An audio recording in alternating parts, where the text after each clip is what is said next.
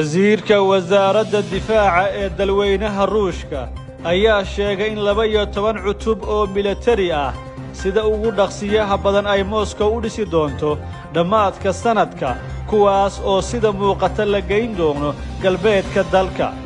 ujeedka ugu weyn ee qorshaha kani waa in ay ka jawaabaan tallaabada Sweden iyo Finland ee ah ku biiritaanka isbahaysiga difaaca ee NATO, taas oo haatan ku xidhan oggolaanshaha isbahaysiga.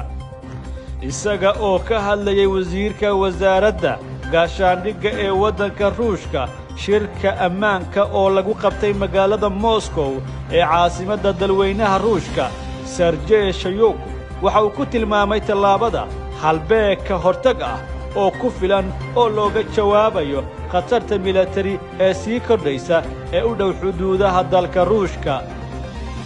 dalalka aan dariska nahay ee Finland iyo Sweden waxa ay codsadeen inay ku biiraan NATO, sidaas darteed xiisadaha ayaa sii kordhaya.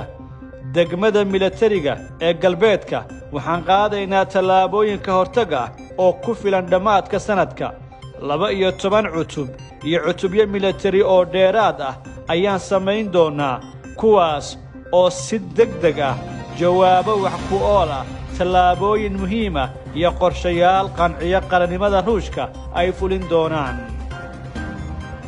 sidoo kale tallaabada ciidamadu waxay ku saabsan tahay khataraha kale ee sohodimaha ee galbeedka Ruushka, ayuu yidhi wasiirka wasaaradda gaashaandhigga, isagoo qaatay tirada sii kordhaysa ee duulimaadada istiraatiijiyadeed ee duulista hawada ee Maraykanka ee Yurub, kuwaas oo uu sheegay inay kordheen 15 laab 8 sano ee la soo dhaafay, min 3 ilaa 45 sanadkii, iyo sidoo kale kuwa isdaba joog ah.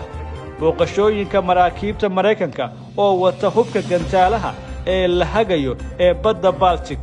isla mar ahaantaana Maraykanka iyo NATO waxay kordhinayaan miisaanka hawlgalka iyo dagaalka ee xuduudaheenna. hadda dowlatusyada taxane ah sida difaaca Yurub ayaa la qabtaa, iyadoo ay ka qayb qaadanayaan ilaa 40,000 oo adeegayaal ah oo ka kala socda 30 waddan oo ka tirsan isbahaysiga difaaca. qalabka ugu muhiimsan ee dhaqdhaqaaqyadu waa wareejinta qayb buuxda oo ka socota Maraykanka oo loo wareejiyay qaaradda Yurub, iyo sidoo kale in koox ciidan ah loo diro 3 jiho oo istiraatiiji ah: Atlantic, Western iyo Koonfur Galbeed, ayuu yidhi. dhanka dagaalka Ukraine, wasiirka wasaaradda difaaca ee Ruushka waxa uu yidhi xoraynta jamhuuriyadda dadka Luhansk waa mid dhow. ciidamada Ruushka oo ay weheliyaan ciidamada militariga ee jamhuuriyadda iskeed ugu dhawaaqday waxay ballaarinayaan xukunka dhulka jamhuuriyadda dadka Donetsk. sida uu sheegay, dhammaan dadka rayidka ah ayaa laga daadgureeyey warshadda birta, taas oo la go'doomiyey.